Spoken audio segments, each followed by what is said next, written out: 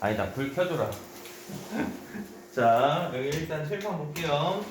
자, 오늘부터 수업은 매주 수요일 날은 이렇게 영상으로 찍어서 이제 올릴 건데, 아마 오늘 수업이랑 우리 특강 같은 경우가 총 4번인데 이제 세 번째지, 그치? 그래서 아마 한 번 정도 더 남았고, 우리 일요일 오전반 수업은 아마 더 있을 거예요, 특강이. 자, 선생님이 전 시간부터 이제 차례대로 다시 복습을 해 나가기 시작을 했거든요. 그쵸? 그래서 제일 첫 시간, 그러니까 저번 주 이 시간 같은 경우는 우리가 원소의 생성에 대해서 이제 복습을 했단 말이야. 그러면 오늘 시간부터는 이제 두 번째 단원을 이제 복습을 들어갈 거야. 오늘 두 번째 단원은 자, 쉽게 얘기하자면 무거운 원소의 생성.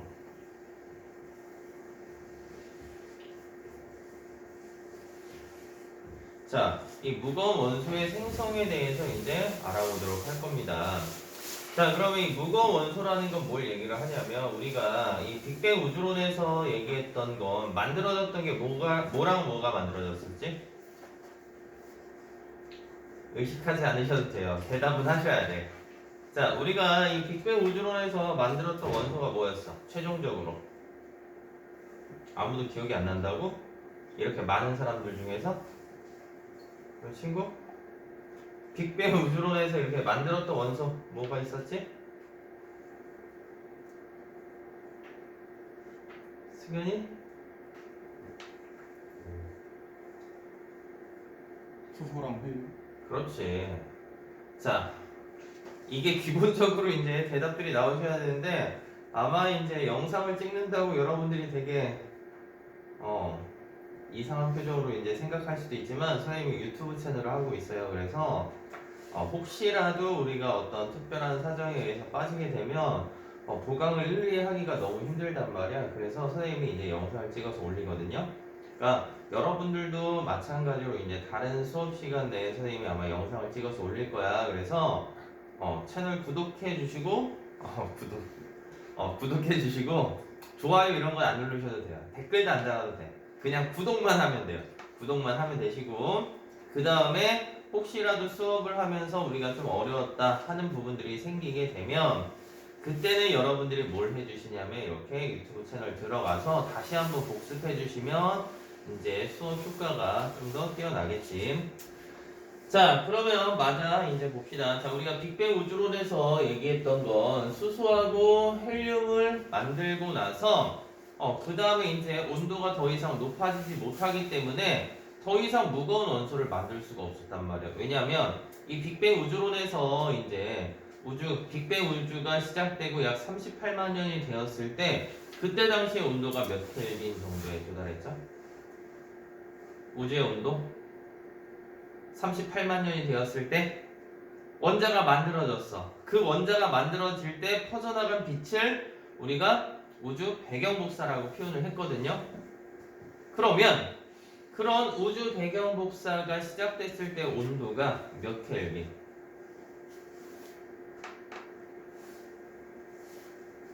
이 많은 친구들 중에서 대답할 수 있는 친구들이 아무도 없다고? 이 여러분들 현실이에요 지금. 3000켈빈에 해당하는 복사파가 퍼져나가서 그때 퍼져나간 빛의 파장이 점점점 길어지면서 우리가 지구에서는 3켈빈에 해당하는 복사파로 관측이 되었다라는 거야. 자, 근데 지금 선생님 이렇게 복습 겸 다시 한번 얘기를 하고 있지만 물론 이제 영상을 찍는다고 여러분들이 어때요? 좀 낯설어서 대답을 안 할 수도 있긴 하겠지만 자, 기본적으로 이걸 속에서 어때요? 여러분들이 생각은 할 수 있으셔야 돼. 그러니까 통합과학을 선생님 맨 처음 수업하면서도 뭐라고 설명했었냐면 1학기 내용도 아니고요. 우리가 1학년 내용 전체를 얘기를 한단 말이야. 근데 이 내용 자체가 서로 연결이 돼서 시험 문제에 나오기 때문에 여러분들이 그런 부분들은 꼭 주의를 많이 해주셔야 돼. 자, 그래서 이 3000켈빈인데 이 3000켈빈을 우리가 섭씨온도로 표현하면 그냥 어때요? 간단하게 뭐 3000도씨 정도라고 생각을 하시면 돼. 그러면 그때 당시만 하더라도 어때요? 온도가 너무 낮아. 온도가 너무 낮기 때문에 이 수소나 헬륨보다 무거운 원소가 절대 만들어질 수가 없단 말이야. 그러면 이 수소나 헬륨 말고 다른 종류의 원소, 우리가 보통 이 원소의 종류를 얘기를 하자면 중학교 때 배운 개념으로는 이제 110여 종, 여러분들이 아직까지는 뭐 110여 종이라고 보통 표현을 하는데 실제로 이제 교과 과정이 바뀌면서 한 120여 종까지 이제 늘어나게 돼요. 그러니까 원소의 개수가 굉장히 많단 말이야. 그런데 우리가 보통 자연계에서 만들어지는 원소가 한 90개 정도 된다고 얘기를 해요. 그래서 원자번호 92번짜리가 아마 우라늄이거든요.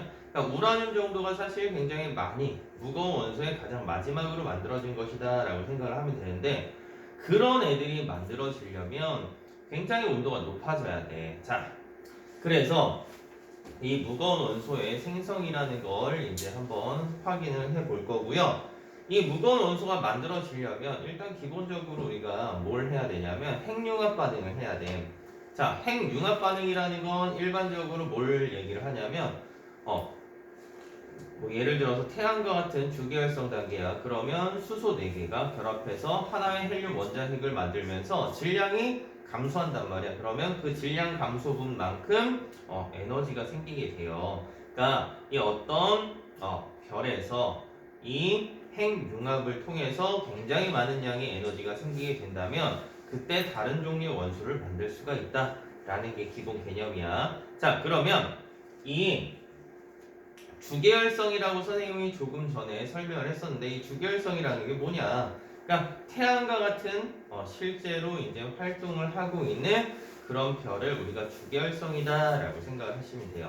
자, 그러면 보통 이런 태양과 같은 별이 만들어지게 되려면 뭐 태양계 성운, 뭐 태양이 만들어지는 과정을 보면 이제 태양계 성운에서요.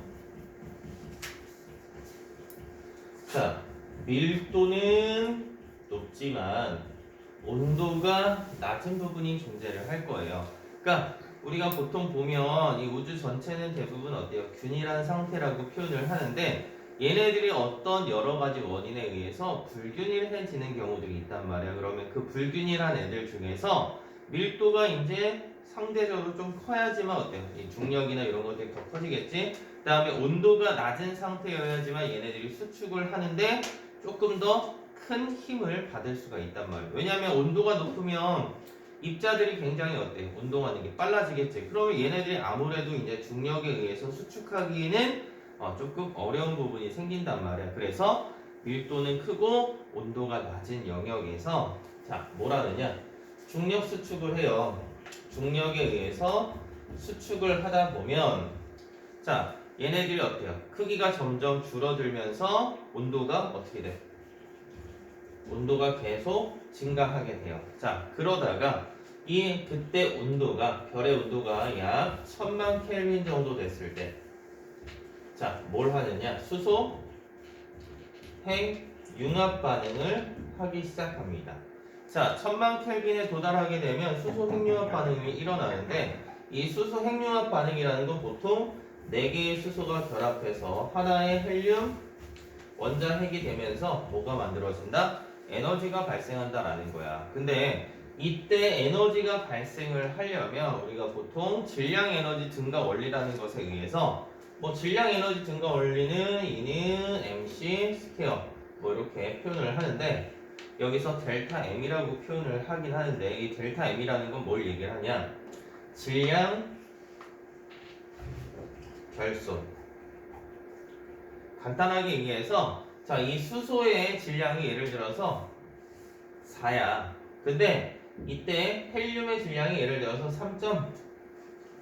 3.99999 뭐 이런 식으로 아주 작은 양의 질량이 감소한단 말이야. 그러면 그 질량이 감소한 분만큼 곱하기 이 C라는 건 빛의 속도예요. 빛의 속도를 제곱해 주게 되면 굉장히 많은 양의 에너지가 발생을 하게 된다. 이게 보통 이제 주계열성 단계야. 그러면 이런 주계열성 단계가 이제 내부에서 수소 핵융합 반응을 끝나면 이제 내부는 이제 수소가 다 탔으니까 어때요? 헬륨으로 바뀌었고요. 외부는 이제 수소가 남아 있을 거야. 그러면 외부에 있는 애들은 이제 다시 수소 핵융합 반응을 하면서 팽창을 하고요. 내부는 다시 수축을 하면서 헬륨 핵융합 반응이 일어나게 돼요. 그러면 얘네들이 보면 지금 내부는 수축하고 외부는 팽창을 하지. 그럼 원래 주계율성보다 크기가 어떻게 돼요? 커져요. 근데 이 크기가 커질 때 우리가 별들의 크기가 커진다라고 해서 거성이라는 단어를 사용을 해요. 그래서 크게는 두 가지의 거성으로 나타나게 되는데, 자, 보통 질량이 태양 정도인 별과 질량이 태양보다 한 10배 이상 큰 별, 이렇게 구분을 하거든요. 그러면 질량이 태양 정도인 별은요, 이제 내부에서 이제 탈 수 있는 물질들의 양도 어때요? 상대적으로 좀 적고, 이 수소가 타는 건데 수소양이 적어. 수소양이 적다라는 건 얘네들의 온도가 어때요? 올라가는 폭 자체가 좀 작겠지. 근데 이 질량이 태양보다 10배 이상 큰 별은요, 일단 기본적인 크기 자체도 어때? 차이가 굉장히 많이 나겠지. 그러니까 크기도 크지만 여기서 탈 수 있는 물질들이 굉장히 많단 말이야. 탈 수 있는 물질들이 많기 때문에 얘네들은 온도가 높아요. 상대적으로. 그러니까 얘는 수명이 보통 길고 상대적인 온도는 낮아요. 근데 질량이 태양보다 10배 이상 큰 별은 수명이 짧아요. 대신에 온도는 높아요. 자, 이 수명이 짧고 길다라는 건 쉽게 표현을 하자면 우리가 생일 케이크를 클 때 초를 하나 가지고 클 때랑 이 초를 10개를 묶어서 클 때 분명히 양은 어때요? 이 초 10개가 훨씬 더 많기는 하지. 이 10개가 더 많기는 하지만 이 초 하나로 이제 낼 수 있는 화력에는 한계가 있단 말이에요. 근데 초 10개가 같이 뭉쳐가지고 우리가 불을 킨다면 굉장히 큰 화력을 얻을 수 있는 대신에 어때요? 그만큼 얘네들이 빨리빨리 타버리겠지. 빨리빨리 타버리기 때문에 얘네들은 전체적인 온도가 어떻게 된다? 높다. 높고 대신에 빨리 탔으니까 수명이 짧아지는 사태에 도달하게 된다. 자, 그러면 이 질량이 태양 정도인 별에서는 이 주계열성 단계를 지나서 어떤 단계? 붉은색 큰 별이다라고 해서 적생 거성이라고 표현을 하고요. 이 질량이 태양보다 10배 이상 큰 별에서는 어때요? 얘보다 크기가 훨씬 크지, 그치? 그래서 뭐라고요? 초거성 단계를 거치게 된다. 자, 나머지 여러 가지 이제 중요한 파트들이 있긴 하지만 오늘은 이제 간단하게 복습하는 거기 때문에 이 적색거성 단계에서 자, 이 헬륨의 핵융합 반응이 일어나서 결과적으로 뭐가 만들어진다? 산소나 탄소. 자, 탄소하고 산소까지 만들어지고 이 별들이 어때요? 나머지 이제 뭐 행성상 성운이 되든가 뭐 백색 외성이 되든가 뭐 이런 걸로 어때요? 진화가 끝나게 돼요. 근데 여기서 탄소, 보통 산소는 이렇게 뭐 물음표 가로를 쳐주는 경우도 있는데 우리가 일반적으로 탄소하고 산소까지 만들어진다라고 판단을 하시면 제일 좋을 것 같고요. 이 탄소랑 산소까지 만들어지고 난 뒤에 더 이상 무거운 원소를 만들 수가 있다 없다? 무거운 원소를 만들 수가 없다. 왜 무거운 원소를 만들 수 없냐면 얘네들은 계속 온도가 상승을 해야지만, 그러니까 온도가 많이 올라가야지만 우리가 어떻게 이 무거운 원소를 생성을 할 수가 있게 되는 건데 온도가 더 이상 올라가지 않기 때문에 얘네들 같은 경우는 탄소까지만 만들어지고 더 이상 만들어질 수가 없다. 자, 마찬가지로 이제 질량이 태양보다 10배 이상 큰 별 같은 경우는 자, 집중합시다. 자, 초거성 단계에 도달한다라고 표현을 했지. 그러면 얘네들은 뭐까지 만들어지냐면 자, 철까지 만들어야죠. 자, 무슨 원소까지 만들어진다? 철까지 만들어진다. 보통 철의 원자 번호가 한 22번인가 그래요. 그러면 이 1번부터 뭐 수소나 헬륨 지나서 뭐 산소, 탄소, 규소 뭐 이런 애들까지 만들어지다가 결과적으로 어디? 초고성 단계에서 철까지만 딱 만들어진 거야. 그러면 이 철보다 무거운 원소가 이제 만들어질 수가 있냐 없냐? 우리는 일단 없다라고 기억을 하고 있지. 왜? 철보다 무거운 원소를 만들 수 없게 되는 가장 큰 이유는 이 철 같은 경우는 어때요? 굉장히 안정한 상태란 말이야. 철이 굉장히 안정한 상태이기 때문에 얘네들 웬만큼의 에너지로 받는 이 철의 핵융합 반응을 할 수가 없어. 자, 그래서 결과적으로 무슨 반응이 일어날 때, 초신성이 폭발할 때, 자, 뭐 금이나 납이나 우라늄 중에 이렇게 무거운 원소가 만들어지게 되는 거야. 그래서 금이나 우라늄 중에 무거운 원소가 만들어지고, 자, 이 만들어지고 나서 이 초신성이 어때요? 폭발했지? 그러면 이때 퍼진 원소들에 의해서 어때요? 뭐 지구나 여러 가지 행성을 구성하는 원소가 만들어지게 되는 거예요. 그래서 우리 지구에도 마찬가지로 뭐가 있어요? 우라늄 이런 것들이 있지. 왜? 우리 원자력 발전할 때 가장 필요한 게 이런 우라늄이거든요. 근데 이런 우라늄이 있기 때문에 만들어져서 얘네들이 퍼져서 이제 전체적으로 순환을 하다 보니까 우리 지구에서도 마찬가지로 우라늄을 얻을 수가 있게 된다. 자, 그 다음 뭐 얘네들이 뭐 무거우면 블랙홀이 되거나 뭐 중성자 별이 되거나 뭐 이런 것들까지 기억을 해주시면 더 좋고요. 자, 그 다음에 이제 나왔던 마지막 개념은 자, 원시 태양이 만들어지는 것과 이제 원시 행성, 뭐 지구 같은 경우가 어떤 식으로 만들어지냐인데, 뭐 주결성이 만들어지는 단계는 뭐 태양계 성운에서 밀도가 높고 온도가 낮은 곳에서 중력 수축해서 이제 주결성을 만들었다라고 가정을 해요. 그러면 보통 이제 원시 태양을 이제 우리가 여기서 만들었다라고 표현을 하거든. 근데 이 원시 태양을 만들면서 이제 그때 떨어져 나간 부스러기들, 그러니까 이런 작은 미행성체들이 있는데, 이런 미행성체들이 어떤 반응이 일어나냐, 서로 돌다가 회전하다가 어때요? 충돌을 해요. 자, 미행성체들이 충돌하다 보면 어때요? 크기가 점점점 커지겠지. 자, 크기가 커질 거고요. 자, 그러면 얘네들이 크기가 커지면서 이 미행성체들이 계속 갖다 부딪힌단 말이야. 그럼 미행성체들이 계속 갖다 부딪힌다라는 건 얘네들이 그만큼 어때요? 열이 많이 발생을 하겠지? 그러면서 마그마에 우리가 보통 보면 바다를 형성하고요. 보통 이 크기가 커진다를 우리가 다른 말로 뭐라고 표현하냐면 원시 지구가 만들어졌고요. 자, 마그마의 바다 상태를 거쳐서, 그러니까 얘네들이 다 마그마 바다의 상태야. 마그마, 즉 액체와 비슷한 상황이 되겠지? 그러면 이 지구를 구성하는 애들 중에서 밀도가 큰 애들은 가운데로 모여서 핵이 될 거고요. 그 핵이 된다라는 건 뭐야? 보통 철이나 니켈, 코발트 그런 애들이 핵이 될 거고요. 이 미행성체들의 충돌이 계속 있느냐라고 얘기를 한다면 계속 지속적으로 있지는 않단 말이에요. 왜냐하면 어차피 지구 주변, 이 태양 주변을 돌아다니는 미행성체들은 어때요? 어느 정도 양의 한계가 있을 거고요. 자, 그러다 보니까 이제 점점점 충돌이 줄어들어. 충돌이 줄어든다는 건 뭐예요? 더 이상 열이 발생을 덜 한다라는 소리가 되겠지. 열의 발생이 적어지다 보니까 이제 식겠죠? 그러면 뭐가 만들어져? 자, 지각이 만들어지고요. 자, 이제 더 이상 이제 충돌이 거의 일어나지 않아요. 그럼 온도가 더 내려가겠지? 그러면서 이 수증기들이 식어서 뭐가 내려요? 비가 내리면서 뭐 원시 바다를 형성할 거고요. 이 원시 바다를 거쳐서 뭐가 만들어져요? 생명체가 탄생을 하게 될 것이다. 자, 이게 우리가 보통 얘기하는 두 번째 단원에 해당하는 내용이에요. 근데 지금 선생님이 수업을 하면서 뭐 오늘뿐만 아니라 뭐 월요일도 마찬가지겠지. 계속 수업을 하고 있었어. 자, 계속 수업을 하고 있는데 은근히 여러분들이 공부를 집에서 잘 안 해요. 복습을 안 하셔서 그런지 아니면 다른 친구들한테 내 목소리를 들려주기 싫어서 자, 부끄러워서 그런 건지는 잘 모르겠어, 선생님도.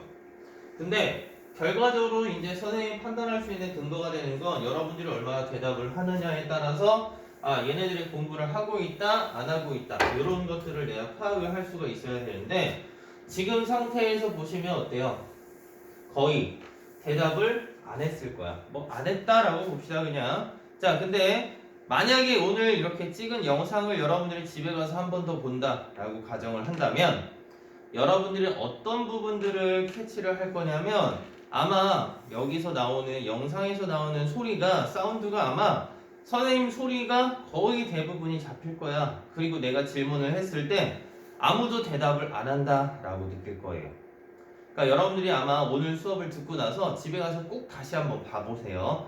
그러면 여러분들이 본다면 어때요? 아, 이거 진짜 누구나 다 책만 한번 봤으면 알 수 있는 부분인데도 불구하고 대답들이 없구나. 왜 대답들이 없었겠어? 둘 중에 하나지. 정말 공부를 하기 싫거나 너무 이른 아침이라서 졸리거나 둘 중에 하나가 될 거예요. 그래서 여러분들 요것들은 조금 더 생각을 많이 해주셔야 될 것 같아요. 자, 그러면 오늘 우리가 배울 부분 다시 진도를 한번 쭉 나가 볼 건데, 현승아 뒤에 불 한번 꺼줄래? 아래 거.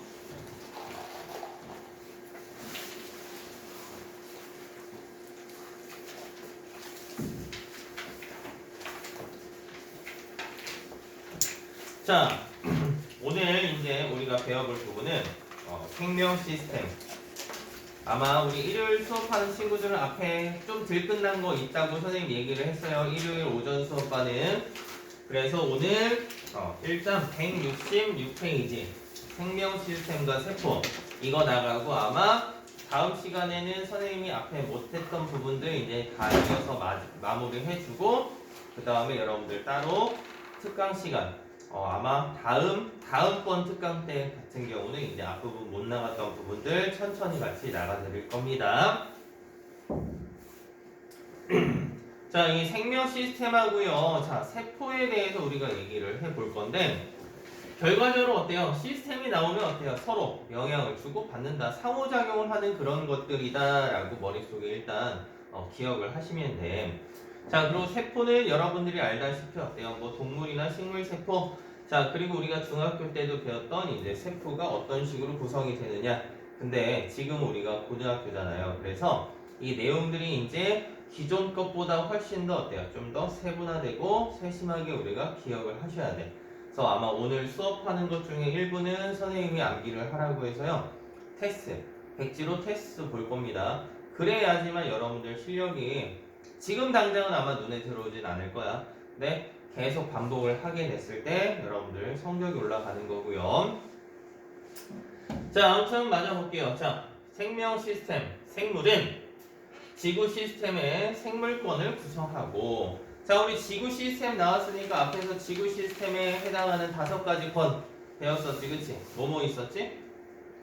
지권 있었을 거고요, 수권 있었을 거고요, 기권 있고요, 생물권 있고, 그 다음 마지막 외권까지 있었어. 근데 이 중에서 생물권, 손가락이 잘못됐죠?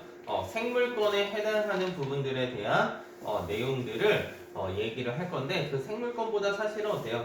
조금 더 작은 개념이다라고 판단을 할 수가 있어요. 자, 아무튼 보시면 생태계 내에서 외부 환경 요소와 상호작용을 하며 다양한 생명 활동을 수행하는 생명 시스템이다. 생태계 내에서 외부 환경 요소와 상호작용을 하며 라고 얘기를 한다라는 건 뭔 소리냐? 아마 여러분들도 지금 다 옷들을 입고 다녔는데, 오늘 날씨가 어때요? 좀 추워요? 따뜻해요? 오늘 날씨가 좀 따뜻하다 생각하는 친구. 승현이 따뜻해? 옷이 굉장히 단촐한데요? 이 친구만 유일하게 지금 패딩을 안 입고 온 것 같고, 여기도 있네요. 그치? 패딩 안 입고 왔는데, 두 친구는 그러면 상대적으로 어때요? 추위를 덜 느끼는 거겠지? 근데 우리가 지금 전체적으로 어때요? 여름이 아니니까 반팔로 입고 돌아다니지 않는단 말이야. 자, 그래서 외부 환경 요소, 날씨가 춥기 때문에 우리는 어때? 옷을 전반적으로 다 따뜻하게 입고 다닌단 말이야. 그런 것들이랑 서로 상호작용을 한다라는 거예요. 그러면 우리는 또 어때요? 이 환경한테 어떤 영향을 주겠지? 날씨가 춥잖아요. 집에 그러면 우리 보일러 켜야 안 켜요? 보일러를 켠단 말이야. 보일러를 켜면 어때? 우리가 화석연료를 태워. 그러면 이 화석연료를 태우면서 어때요? 생태계에는 또 뭐 이산화탄소를 더 많이 늘게 하거나 뭐 이런 여러 가지 영향을 주로 주고 받는다라고 생각을 하시면 돼요. 자, 그래서 두 번째 맞아 보시면 이 생명 시스템은 하나의 생물 개체일 수도 있고요. 개체라는 건 어때요? 완벽한 생명체를 얘기를 하겠지. 나 같은 경우도 어때요? 하나의 개체를 표현을 하는 거예요. 자, 하나의 세포일 수도 있다. 그러니까 하나의 세포에서도 생명 시스템이 구성될 수도 있고요. 이 사람 몸을 기준으로 우리가 생명 시스템이다라고 표현을 할 수도 있어요. 자, 두 번째 보시면 생명 시스템의 유기적인 구조인데, 자, 공통 구성 단계라고 나와요. 이거는 뭐 기본적인 내용. 세포가 모여서 기본적으로 세포가 있고요. 이런 세포가 모여서 뭐가 돼요? 조직이 되고요. 이런 조직이 모여서 하나의 기관이 되고요. 기관들이 모여서 기관 같은 경우는 뭐 기억해야 될 게 고유한 형태랑 기능을 나타낼 수 있다. 뭐 심장, 폐, 콩팥, 간, 뭐 이런 것들이 다 기관이 되는 거예요. 자, 그 다음에 이런 것들이 모이면 하나의 어때요? 생명, 독립적인 생활을 할 수 있는 하나의 생명체를 우리가 개체라고 보통 표현을 한다. 자, 그런데 이런 생물들 같은 경우는 우리가 앞에서 얘기를 했다시피 동물하고 식물로 구분을 할 수가 있다라고 얘기를 하는데 이 구성 단계에서도 동물하고 식물은 약간씩 차이가 난단 말이야. 자, 동물하고 식물 같은 경우 약간씩 차이 나는 건 뭐냐? 자, 동물이야, 승현아. 자, 보시면 이 동물하고 식물을 보시면 이 동물들은 자, 기본적으로 어때요? 세포들이 모여서 조직을 이루고요. 자, 이런 조직들이 모여서 기관이 돼. 여기까지는 공통 구성 단계랑 동일하지. 근데 이 동물에는 뭐가 하나가 튀어나오죠? 기관들의 모임인 기관계가 하나 튀어나와요. 그래서 기관계 정도 있다 기억하시면 되고요.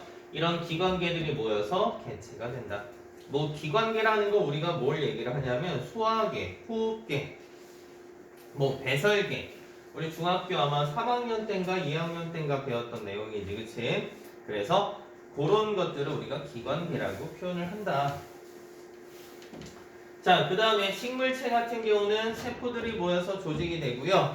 자, 여기서 독특한 애 하나 나오지, 그치? 조직들이 모여서 뭐가 된다? 조직계가 만들어진다.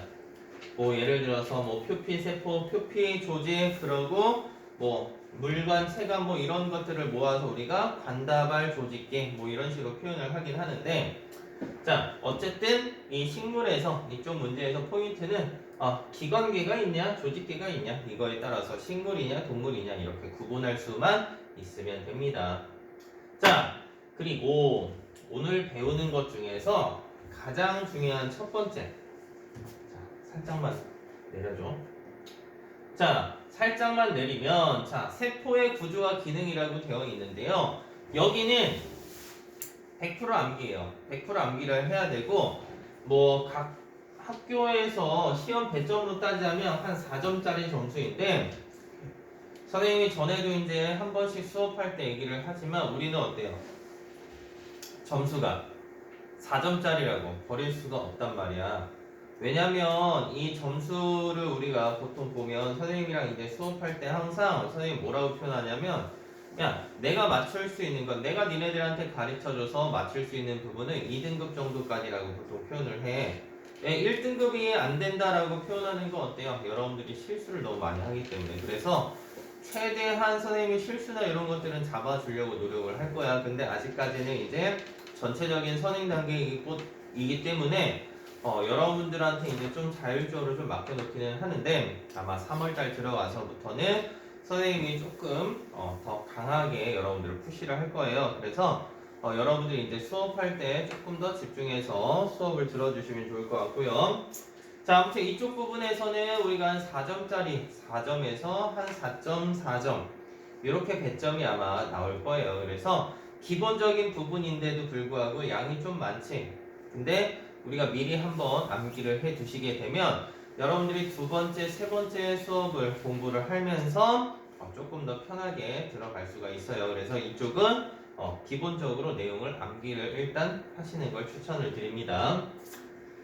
자, 여기 보시면 이 세포의 구조하고 기능이에요. 말 그대로 이 세포 내에 있던 이 생명 시스템에 있던 우리가 아까 보면 어때요? 세포 내에서도 생명 시스템을 구성한다라고 얘기를 했어요. 자, 마찬가지로 이 세포의 구조 안에 있는 이 세포 안에 있는 세포 소기관들 얘네들이 각각 어떤 기능을 하는지 역할을 하는지 이런 것들까지 정확하게 구분을 하셔야 돼.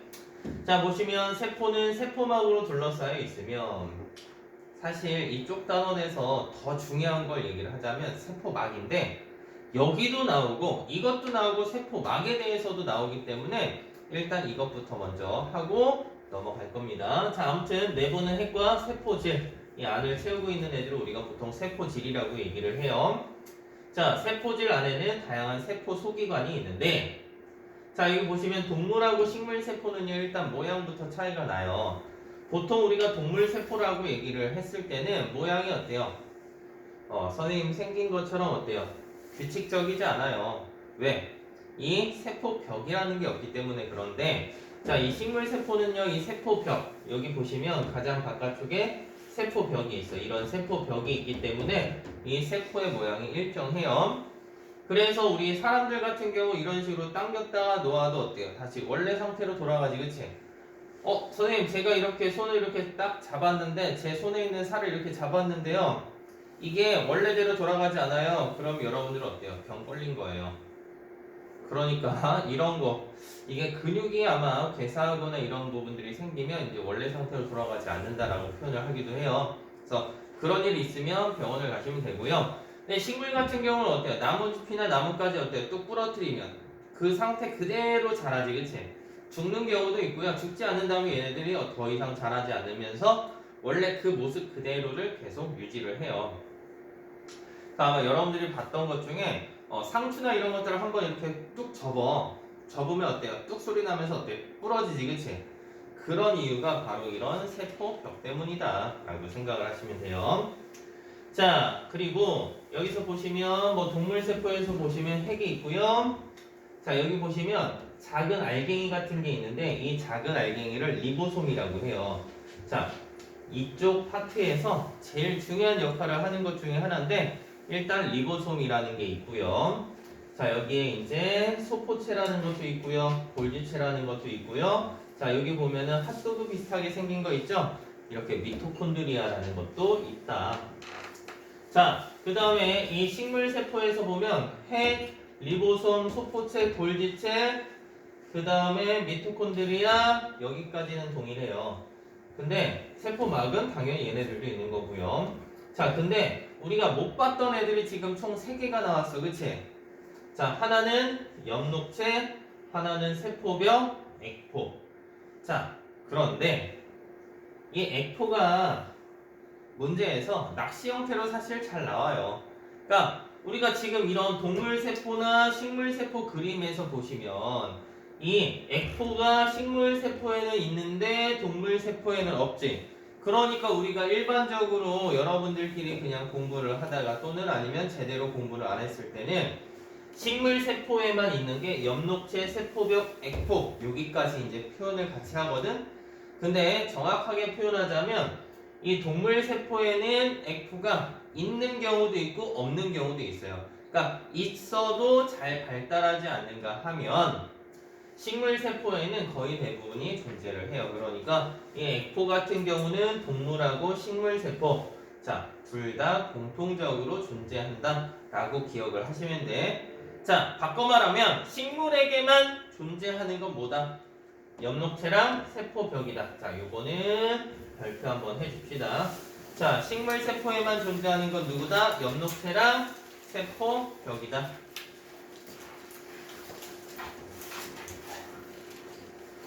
수면 아래로 내려서. 자, 보시면 이제 두 번째. 선생님 아까 얘기를 했다시피 이쪽 세포 소기관 같은 경우는 우리가 전반적인 내용을 다 기억을 하셔야 돼. 근데 뭘 기억을 할지 잘 모르기 때문에 선생님 그냥 이 핵이면 뭐 핵, 그 다음에 뭐 리보솜이면 리보솜. 자, 얘네들을 이제 각각 하나, 두 개, 뭐 한 3개 정도까지 나눠서 암기를 할 수 있도록 알려드릴 겁니다. 자, 여기 잘 따라오세요. 자, 핵은 세포에서 가장 큰 세포 소기관으로 자, 보통 뚜렷하게 관찰된다. 이거는 우리가 이미 알고 있는 내용이야. 너무 잘 알고 있는 내용이라서 이거는 굳이 안 외우셔도 돼요. 자, 얘는 첫 번째. 자, 핵막으로 둘러싸여 있고요. 자, 유전 정보를 저장하고 있는 자, 뭐가 있다. 자, 두 번째. 얘를 외울 때 최소한 이건 써줘야 돼. DNA가 있어서 세포의 생명 활동을 조절해주는 역할을 하는구나.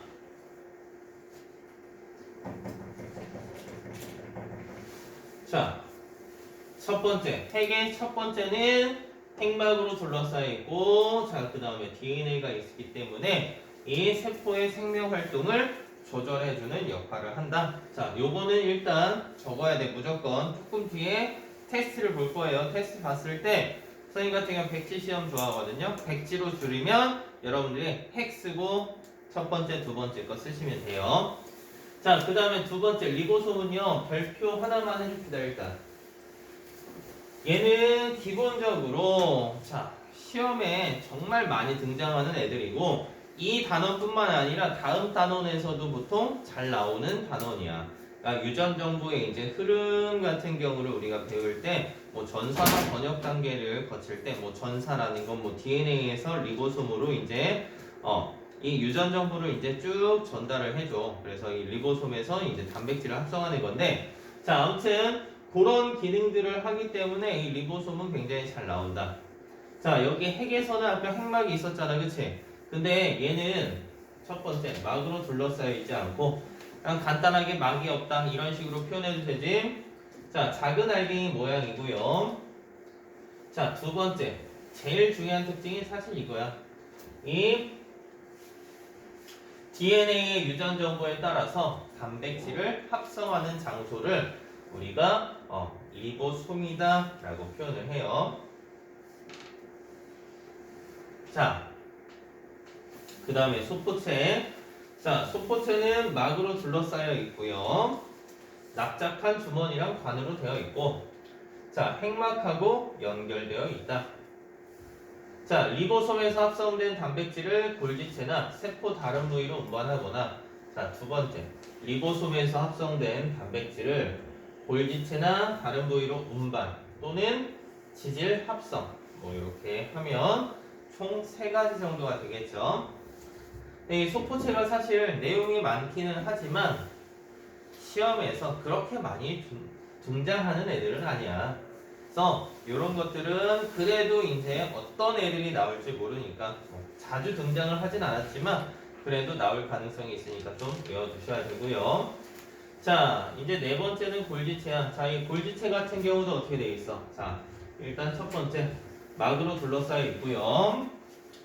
자, 소포체를 통해 전달된 단백질, 자, 지질 등을 저장했다가, 자, 그러면 두 번째는 단백질과 지질 등을 저장했다가, 자, 막으로 여기까지 그냥 쭉 갑시다. 막으로 싸서 분비한다. 자, 여기 뭐라고 되어 있냐? 골지체에서는 단백질의 변형이 일어나기도 하며 단백질을 막으로 싸서 세포 내 다른 부위로 이동시키거나 세포 밖으로 분비한다 라고 되어 있어요. 자, 여기 확대경 나와 있는데 확대경 다시 한번 볼게요. 살짝만 내려줘. 자, 단백질에 합성하고 이동에 함께 작용하는 이제 세포 소기관인데, 자, 간단하게 이제 표현을 하자면 우리가 물건을 생산해서 소비자한테 이제 제공해주는 역할을 한다라고 간단하게 생각하시면 돼요. 자, 핵에서 이제 뭐 여러 가지 DNA 유전 정보를 이제 리보솜한테 전달을 해준단 말이야. 그럼 리보솜에서 어때요? 물건을 생산하겠지. 그러니까 주문이 들어왔어요. 그러면 어때요? 뭐 상품을 만들겠지? 그러면 소포체나 골지체를 지나면서 어때요? 여기서 포장하고 운반하고 그 다음에 여기서 포장해서 어때요? 결과적으로 밖으로 배송을 해주겠지. 그런 역할이 바로 이 단백질 합성에 관여한다. 그래서 여기 보시면 자, 핵 속에 있는 DNA 유전 정보에 따라서 리보솜에서 단백질 합성. 자, 단백질 합성이라는 건 이제 상품을 생산한 거지. 단백질은 소포체를 통해 자, 골지체로 이동하여 저장됐다가 생산하고 이제 물건을 어때? 한쪽으로 쌓아주겠지. 뭐 전달을 해주고요. 이 골지체에서 어때요? 포장을 해. 포장을 한 다음에 어때요? 세포 밖으로 분비를 해줘. 그러면 여기서 운송까지. 그러니까 생산부터 운송까지를 나타내는 과정이 바로 요건데 이 내용보다는 나중에 이제 뭐 DNA에서 RNA로 이제 유전 정보가 전달이 되고요. RNA랑 이제 리보솜에서 단백질을 합성하는 과정들, 유전 정보가 어떻게 흘러서 어떤 애들이 만들어지느냐 그거에 대해서 조금 더 자세하게 나올 거니까 이거는 학교에서 수업 시간에 조금 더 심도 있게 다뤘다. 그러면 외워주셔야 되는 건데 뭐 심도 있게 다루지 않고 그냥 선생님 정도로 이렇게 흘러갔다라고 가정을 한다면 그냥 대략적으로 이런 내용이 있었구나 정도만 기억을 하시면 될 것 같아요. 자, 그 다음에 이제 엽록체. 자, 엽록체 같은 경우는 아까도 얘기했지만 누구한테만 있는 거지? 식물 세포에만 존재하는 애들이에요. 그래서 초록색의 세포 소기관. 자, 엽록체는 자, 첫 번째 막으로 둘러싸여 있고요. 자, 두 번째 특징은 광합성이 일어난다. 우리 보통 광합성이라는 건 자, 뭘 할 수 있다라고 얘기하지? 이 무기물을 유기물로 바꾸는 과정이지, 그치? 이 무기물을 이용해서 유기물로 바뀌는 과정. 자, 그 다음에 미토콘드리아는 둥근 막대 모양으로, 자, 얘도 마찬가지로 막으로 둘러싸여 있고요. 자, 두 번째는 세포 호흡이 일어나는 장소다. 자, 이 세포 호흡을요, 여러분들 그리고 가끔씩 정말 말도 안 되게 이제 헷갈려하는 친구들이 있는데, 선생님, 호흡은요, 산소를 들이마시고 이산화탄소를 내뱉는 거 아닌가요? 물론 이것도 호흡이야. 근데 이 세포 호흡이라는 건 우리 몸에 있는 세포 내에서 산소하고 영양소를 이용해서 어때요? 에너지를 얻는 과정을 세포 호흡이라고 얘기를 해. 근데 그 에너지를 얻을 때 어디에서? 미토콘드리아에서 일을 한다라고 기억을 하시면 될 것 같아요. 자, 그래서 여기 뭐 빛을 이제 화학 에너지로 저장하고요. 얘네들은 화학 에너지를 뭐 운동이나 뭐 여러 가지 생활하는 데 필요한 에너지로 바꿔주는 게 바로 이 미토콘드리아다. 요 정도. 얘는 잘 몰라도 돼. 넘어갑시다. 자, 어려운 게 아니니까 살짝만 내려줘 다시. 자, 그 다음에 액포라고 나와요. 이 액포는 물이나 색소, 노폐물 등을 저장해요. 자, 첫 번째는 얘네들을 저장하고요. 자, 성숙한 식물 세포일수록 크기가 크고요. 자, 여기다 하나만 더 봅시다. 일부 동물에도 존재한다. 글씨가 좀 안 좋은데, 자, 일부 동물에도 존재한다. 그러니까 식물에만 있다가 아닌 거예요. 액포는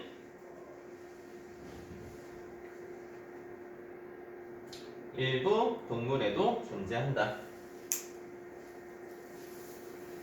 자, 세포막. 그 아래 부분에 보면 세포막이라고 나오지? 이 세포를 둘러싸는 막으로 자, 세포 내부를 외부와 독립된 공간으로 만들고요. 자, 이 세포막은 어차피 뒤에서 다시 할 거니까 이것만 기억합시다.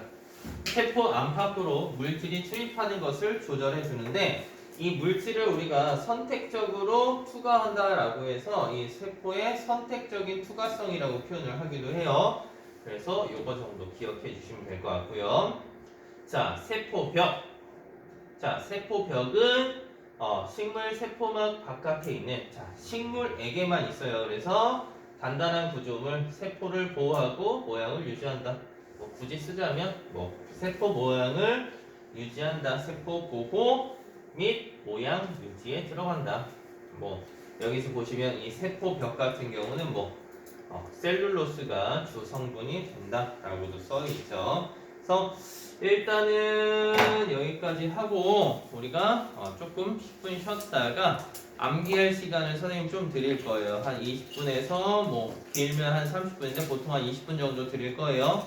10분 쉬고 20분 암기하고 이제 제가 지금으로부터 한 30분 뒤에 테스트를 한번 보도록 할게요.